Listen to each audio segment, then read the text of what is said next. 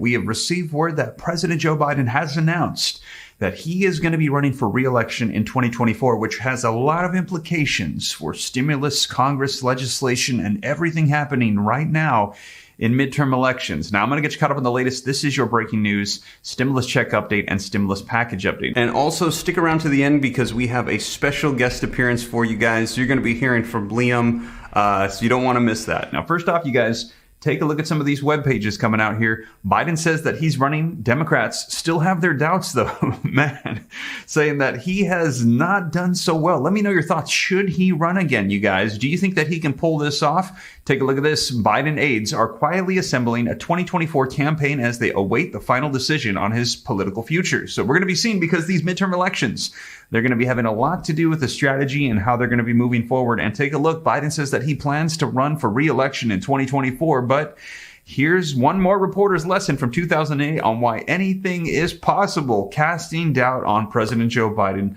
running again, you guys. Now, we will see, and I'm going to get you caught up on the latest articles coming out. We've got some video footage as well, as they're saying that he's going to run again. Now, we have seen his approval way down, actually one of the lowest of all time, if not the lowest. I can't quite remember, but they're saying that he's been managing to pull it up. And how has he been doing that? Well, they've been taking action right before the midterm elections. And in addition to that, we're hearing that the executive actions, the first of many to come, to wipe out $10,000 of student loan debt, help get that approval up. And they're saying that more of that along those lines of helping out with the economy, helping out with stimulus, is going to be helping out a ton. And also, we've seen legislation return for child tax credits. Also, we've heard Social Security increases. We've heard Pramila Jayapal and progressives say they're not going to be stopping until they can get free childcare, free college tuition, and the big one that everyone's waiting to see, will there be a fourth federal level stimulus check of $2,000 to everybody in the nation? Now, we will see you guys, and I will keep you up to date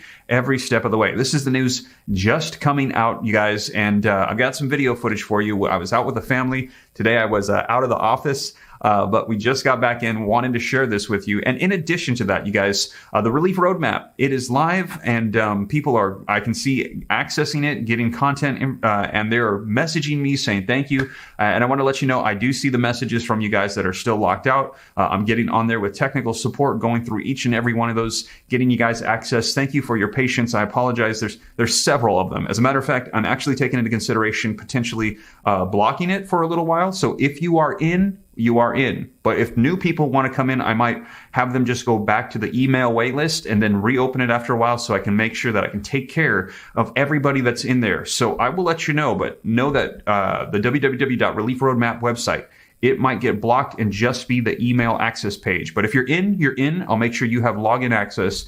But just so that way we can make sure that we take care of everybody that's in there. I want to make sure that if you have joined the Relief Roadmap crew, if you're a part of the Relief Roadmap website, that you have access to everything. And this weekend as well, probably right after this video, I'm going to start adding new programs added to the list for you guys. So keep an eye out for that. And also the second channel, I'm pushing out content for you guys to help you out. Let me know your thoughts. If you have any suggestions on things that you'd like to see about growing wealth, personal finance, let me know. One of the video ideas I've been thinking about is, what if you're starting with absolutely nothing? You have no money. What can you do to get yourself back on track? Another one I've been thinking about are, what are some side hustles that people could do with their extra time? I have done a ton of them. Some of them have brought in thousands of dollars over a weekend.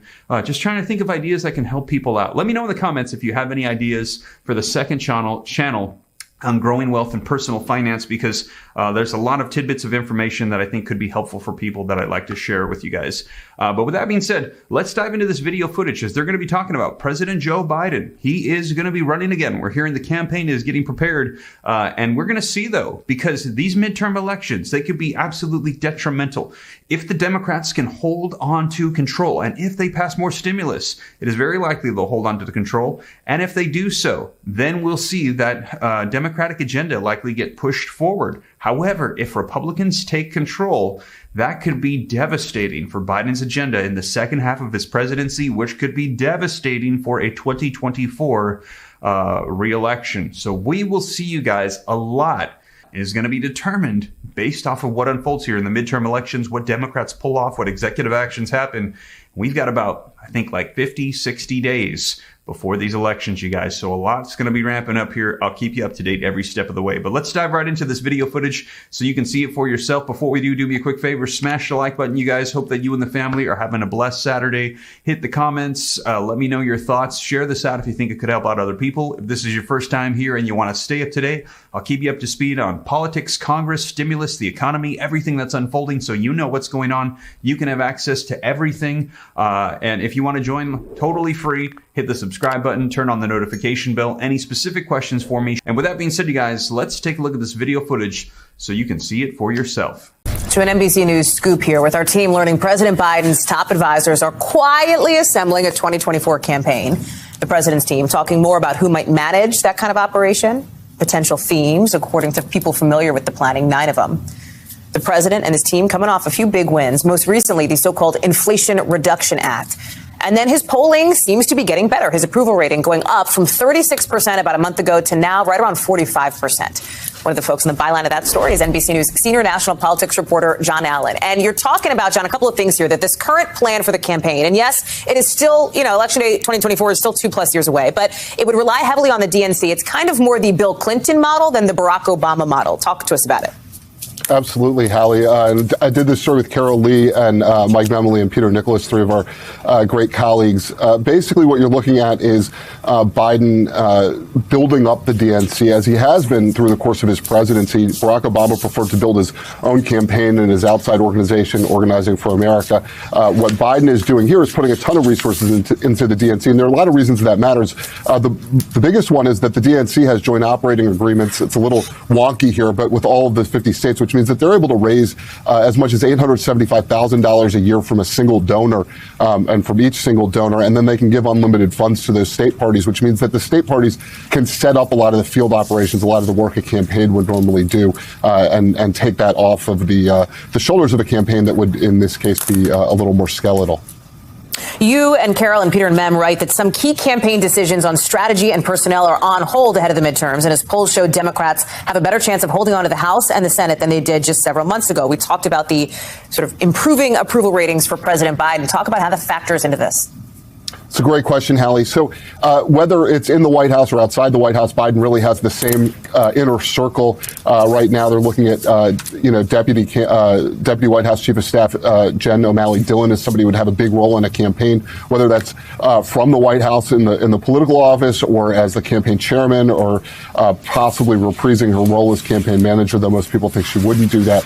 But the big question is, at what point does it make sense to start releasing people from the White House and onto the campaign trail? And if Biden has Democrats in charge in the House and Senate, he'll be able to do a much more aggressive legislative agenda and may want to keep some of those folks on board inside the White House rather than moving them into the political arena. Do the people you're talking to feel like some of the will he, won't he chatter has kind of died down as the president has made clear, or at least said publicly, that he intends to run again? I think certainly that's part of it, Hallie. There are several factors.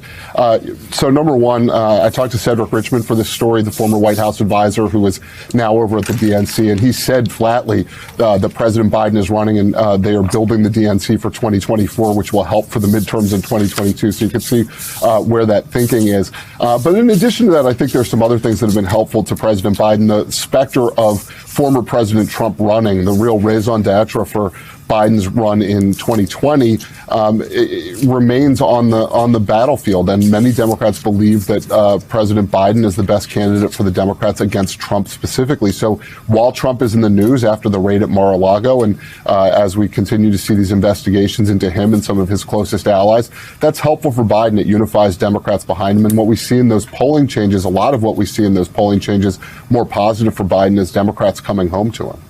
John Allen, thank you much. Good to see you.